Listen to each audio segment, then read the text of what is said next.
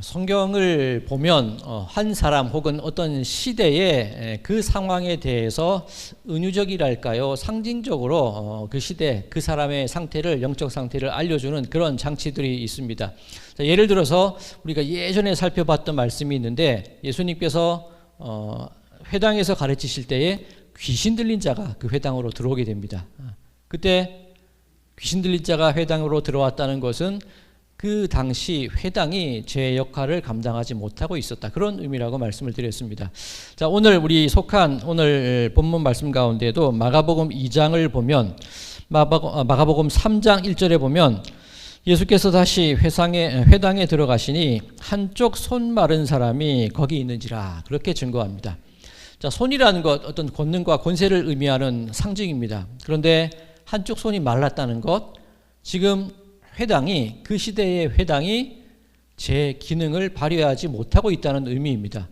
즉, 회당이라는 곳, 말씀이 증거되어지고 말씀이 강론되는 자리여야 하는데, 그 말씀이 어떻게 보면 반쪽만 증거되고 제대로 강론되지 않고 있다는 그런 의미입니다. 손 마른 자가 그것을 의미합니다.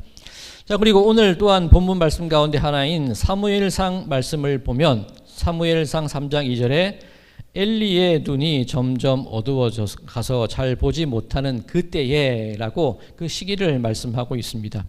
참 놀랍습니다.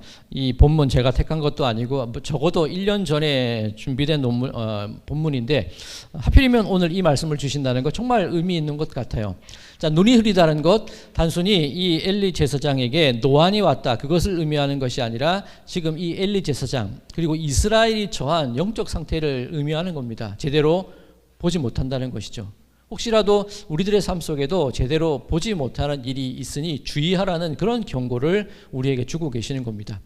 자, 노안이 아니라는 증거, 모세가 하나님께 부르심을 받고 죽음의 과정을 걸어갈 때 어떻게 증거되어 있죠?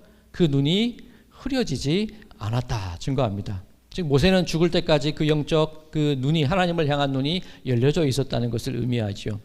즉, 손이 마른 사람, 그 사람이 회당에 있다, 귀신 들린 자가 회당에 있다, 그리고 눈이 흐려졌다, 이 모든 것은 이 당시 하나님을 향한 어떤 믿음의 올바른 길이 없었다는 것이고 말씀이 가리워졌다는 것을 의미하는 그런 뜻입니다.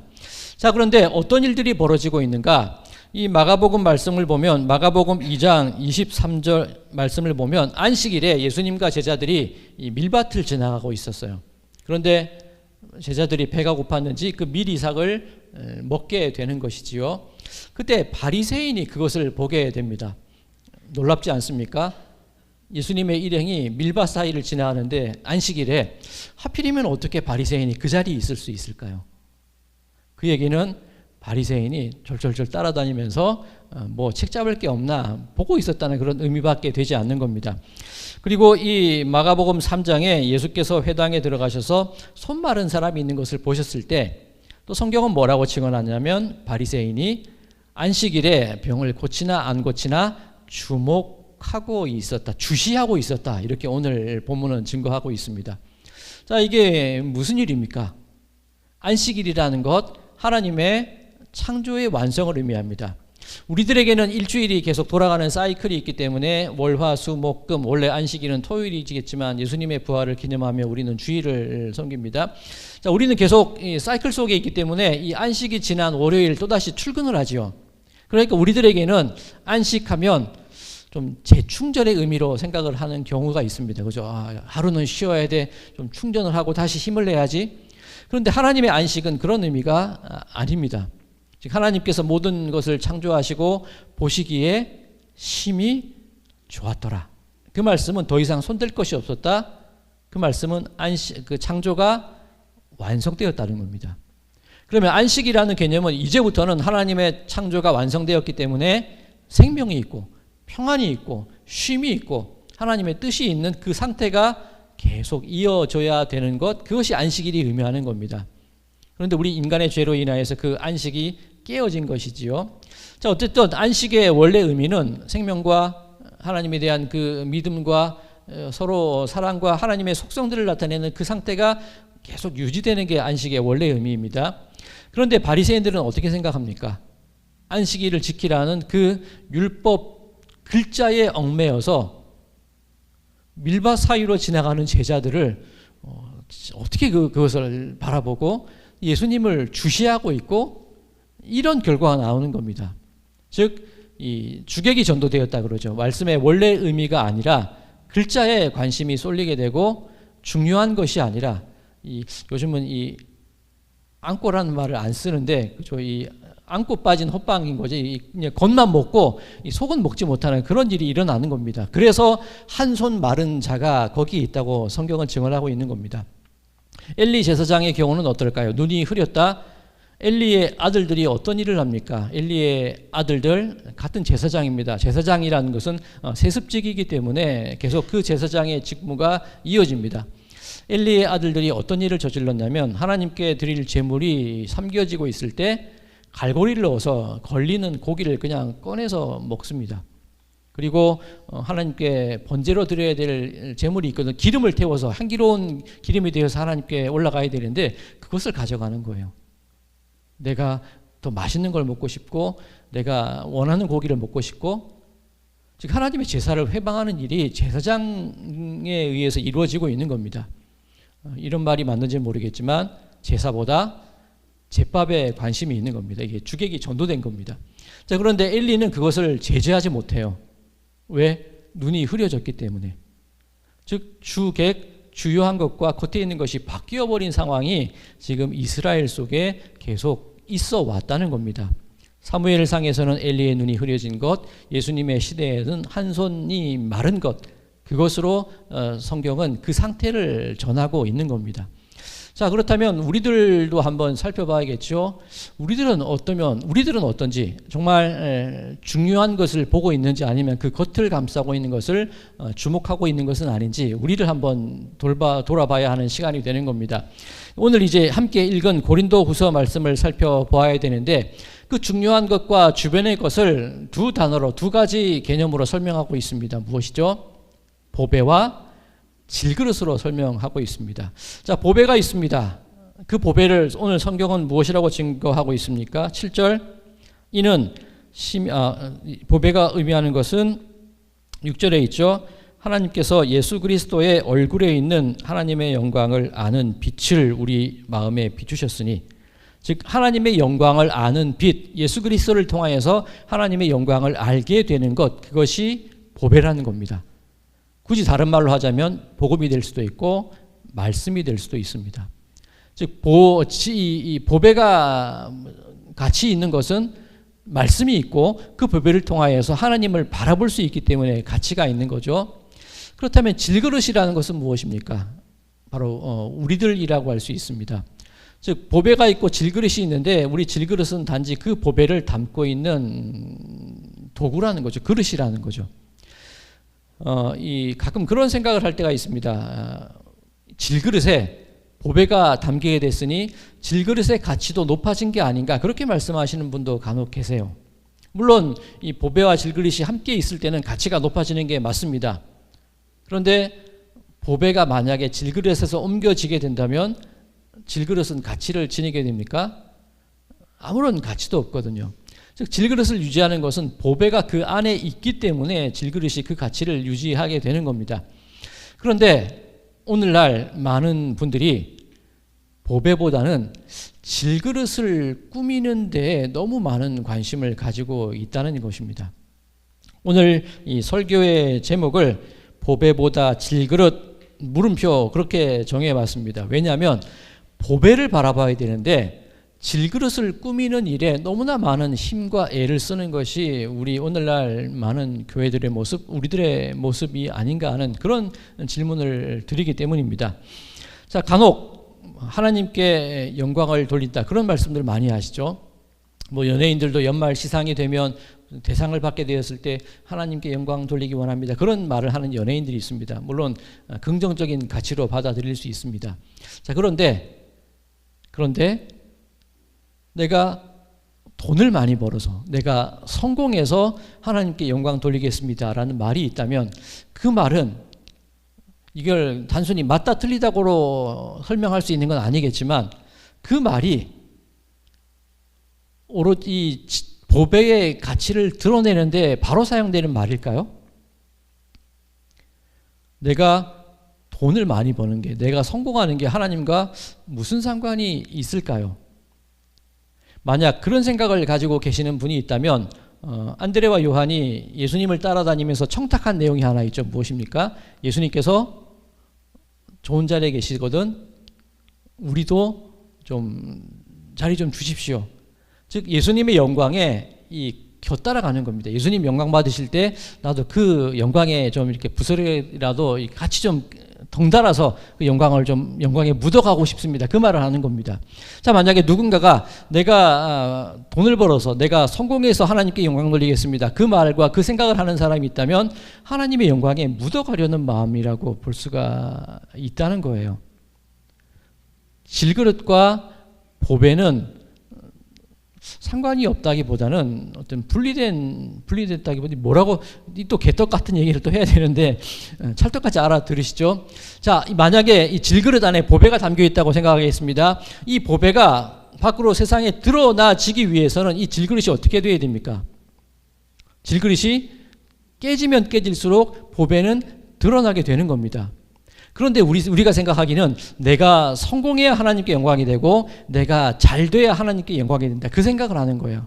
그러니까 질그릇에 자꾸 금칠을 하고 있는 겁니다. 질그릇에 뭐 리본을 달고 질그릇을 막 꾸미고 있는 거예요. 질그릇을 꾸민다고 해서 보배가 드러나는 건 아니거든요. 질그릇이 깨어지고 질그릇이 없어질 때에 보배는 드러날 수밖에 없는 겁니다. 자, 그것을 이 사도 바울은 그렇게 증거하는 것입니다. 고린도후서 4장 5절입니다. 우리는 우리를 전파하는 것이 아니라 오직 그리스도 예수의 주 되신 것과 또 예수를 위하여 우리가 너희의 종된 것을 전파함이라. 내가 잘 돼서 그것이 영광이 되는 것이 아니라, 내가 넉넉해서 영광이 되는 것이 아니라, 우리는 우리를 전파하는 것이 아니라 나를 통하여 하나님을 전파한다, 이 생각은 아니라는 거예요. 오직 그리스도 예수의 주 되신 것이 드러나야 되는 거예요. 우리는 종되고 우리는 질그릇되고 우리는 깨지는 존재임이 드러나면 드러날수록 그 보배의 가치가 더욱더 높아질 수밖에 없다는 그 얘기를 하고 있는 겁니다. 지금 이 바울이 처한 상황이 어떻습니까? 오른쪽 보시면 고린도후서 1장, 고린도후서가 시작될 때에 바울이 자기 형편을 어떻게 설명을 하냐면 고린도후서 1장 8절 이후의 말씀입니다. 형제들아, 우리가 아시아에서 당한 환난을 너희가 모르기를 원하지 아니하노라. 힘에 겹도록 심한 고난을 당하여 살 소망까지 끊어지고 우리는 우리 자신이 사형 선고를 받은 줄 알았으니. 무슨 얘기입니까? 지금 살 소망까지 끊어진 게 지금 바울과 바울 일행의 모습이라는 겁니다. 바울은 계속 공격을 당하고 있습니다. 네가 무슨 사도야? 네가 뭐 잘 돼야지, 넉넉해야지, 능력이 있어야지, 뭔가 보일 만한 것이 있어야지 예수를 믿지 않겠냐? 그런데 네 모양, 네 꼬라지를 봐. 그거 가지고 무슨 예수가 증거되겠어? 그렇게 바울을 공격하고 있는 겁니다. 그런데 바울은 대답하기를 내가 이 모양 이 꼴이라도 아무 상관이 없다는 거예요. 드러나는 것은 보배고 드러나는 것은 예수의 복음이어야 하지, 우리를 내세우기 위해서 내가 성공함으로 예수님이 증거되는 것은 아니라고 바울이 증거하고 있는 겁니다. 자, 많은 분들께서 정말 제 건강을 위해서 기도해 주시는 거 정말 감사합니다. 그리고 저 역시 편찮으신 분이 있을 때 그분의 쾌유와 나음과 정말 하나님의 그 손길로 건져주실 것을 기도합니다. 그런데 진짜 우리가 생각해야 되는 것은 만약에 보배가 있고 내가 질그릇이다라고 한다면 내가 나아지고 괜찮아지고 회복되고 이 질그릇을 어떻게 잘 꾸며서 보배를 드러내겠다 이 생각이 아니라 저 사람이 더 안 보이고 수술이 잘못되고 계속해서 어려움을 겪는다 하더라도 저 사람의 마음 가운데 소망이 끊어지지 않게 해주십시오. 그 기도를 해야 되는 겁니다. 저 사람이 저 자리에서 하나님의 말씀을 증거하고자 하는 그 마음이 꺾여지지 않도록 하나님 도와주시옵소서, 그 기도를 하라는 것이 바울의 얘기라는 겁니다. 우리들의 삶 속에 내가 연약해서 못하는 것이 아니라 연약함에도 불구하고 아픔에도 불구하고 그 모든 환경들을 뚫고 나가서 어쩌면 나는 깨어지는 질그릇이라 할지라도 보배가 드러난다면 그 보배를 통하여서 내가 그 보배가 드러나는 일이 내가 하는 모든 일들의 완성이다. 그 마음을 우리들이 가져야 한다고 바울이 증거하고 있는 겁니다. 자, 오늘 사무엘상 3장 1절 말씀을 보면 이렇게 시작이 됩니다. 이 사무엘이 엘리 앞에서 여호와를 섬길 때에는 여호와의 말씀이 희귀하여 이상이 흔히 보이지 않았더라. 말씀이 희귀하다는 거예요. 엘리의 눈이 흐려졌다는데 이스라엘 가운데 말씀에 보이지 않는다는 겁니다. 왜 그렇습니까? 보배가 아니라 지금 이 사람들은 질그릇을 꾸미고 있으니, 질그릇을 꾸미는데 정신 팔린 사람이 그 나라를 이끌고 있으니 하나님의 말씀이 백성들에게 드러나지 않게 되는 것은 어쩌면 당연한 일입니다. 우리나라 많은 교회들이 세워져 있고 많은 말씀들이 증거되고 있는데, 만약에 질그릇을 꾸미는 것에 우리가 잘 되고 그것이 영광이 되고 그런 생각만 가지고 있다면 하나님의 말씀이 희귀하여 이상이 보이지 않는 그런 시대가 이 시대가 될 수밖에 없다는 그 경고의 말씀을 주고 계시는 겁니다. 자, 그런데 놀라운 것이 무엇이냐면 이 사무엘이 엘리 앞에서 여호와를 섬길 때에 아직 이 사무엘은 아이입니다. 아직 알지 못합니다. 그러니 하나님께서 사무엘을 3번이나 부르셔도 못 알아들어요. 그죠? 사무엘아 사무엘아 부를 때 사무엘은 엘리 제사장에게로 찾아갑니다. 하나님이 부르시는 걸 몰라요. 말씀이 흐려지고 엘리의 눈이 흐려지고 사무엘이 어리기 때문에 잘 모르는 거예요. 그런데 3번째 그런 일이 반복되자 엘리가 이제 가르쳐 주지요. 이제 하나님이 이 아이를 부르는구나. 만약에 하나님께서 부르신다면 뭐라고 대답해야 되냐? 내가 말하기를 오늘 본문 9절입니다. 여호와여 말씀하옵소서 주의 종이 듣겠나이다. 아이는 알아듣지 못합니다. 연약한 사람들은 알아듣지 못합니다. 그런데 그 아이가 언제까지 아이로 남아 있겠습니까? 언제까지 우리가 이 모습 이대로 남아 있겠습니까? 이 사무엘이 자라가듯이 우리가 계속해서 하나님의 말씀을 사모하고 말씀을 간절히 구하고 말씀 가운데 길을 찾으려고 할 때에 들리는 딸이 찾아온다는 거예요. 여호와의 말씀하옵소서 종이 듣겠나이다. 자, 이 사무엘상 시작은 여호와의 말씀이 희귀하여 이상이 흔히 보이지 않았더라라는 말씀으로 시작이 됩니다. 그런데 이 사무엘상 3장이 어떻게 끝나는 줄 아십니까? 오른쪽 자료에 준비해 드렸습니다. 사무엘상 3장 20절과 21절입니다. 단에서 브엘세바까지의 온 이스라엘이 사무엘은 여호와의 선지자로 세우심을 입은 줄을 알았더라. 하루아침에 알게 됩니까? 아니겠죠. 사무엘이 성장해 가고 자라나면서 그 말씀을 사모하고 여호와의 말씀하시옵소서 종은 듣겠나이다. 그 마음으로 하나님을 섬기게 되고 그 말씀이 중심으로 자리 잡게 될 때에 그것이 사람들에게 알려지는 겁니다. 그것이 세상 가운데로 퍼져나가는 겁니다. 자, 그 결과가 무엇입니까? 사무엘상 3장 21절 여호와께서 실로에서 다시 나타나시되 여호와께서 실로에서 여호와의 말씀으로 사무엘에게 자기를 나타내시니라. 말씀이 희귀하고 이상이 보이지 않는 것으로 말씀이 시작되었는데, 이 본문이 시작되었는데 이 3장의 끝은 하나님의 말씀이 다시 나타나는 걸로 끝이 나요. 왜 이런 일이 일어날 수 있겠습니까? 여호와의 말씀하시옵소서 이 종이 듣겠나이다. 그 마음이 어린 사무엘 마음 가운데 그 바람이 있게 될 때에 사무엘의 성장과 함께 하나님이 말씀이 다시 한번 이스라엘 가운데 주어지는 놀라운 은혜가 임하게 된다는 것을 기억하셔야 합니다. 사무엘상 4장 1절입니다. 사무엘의 말이 온 이스라엘에 전파되니라. 이제 받은 말씀이 희귀한 이스라엘에 다시 증거되는 역사가 시작이 되는 겁니다. 자, 이 과정 가운데 우리가 또 한 가지 살펴보아야 할 부분이 있습니다. 이 사무엘상 3장이 시작될 때에 이 3절 말씀입니다. 2절부터 읽을게요. 엘리의 눈이 점점 어두워가서 잘 보지 못하는 그때에 그가 자기 초소에 누웠고 하나님의 등불은 아직 꺼지지 아니하였으며. 우리는 생각합니다. 끝났어. 끝이야.